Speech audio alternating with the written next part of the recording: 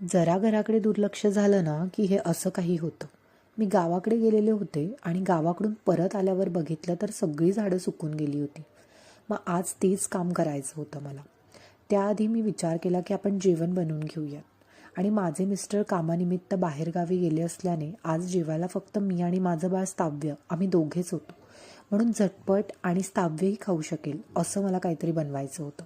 मग मी विचार केला की आपण मुगाचे धिरडेच बनवूयात, कारण हे धिरडे बनवायलाही खूप सोपे असतात आणि चवीला देखील खूप छान होतात हे धिरडे. मग मी आणि स्थाव्याने जेवण केलं आणि जेवण झाल्यानंतर पुन्हा एकदा मी कामाला लागली. सगळ्या कुंड्या खाली घेऊन मी त्या कुंड्यातली माती मोकळी केली आणि त्या सगळ्या झाडांची काटछाट केली.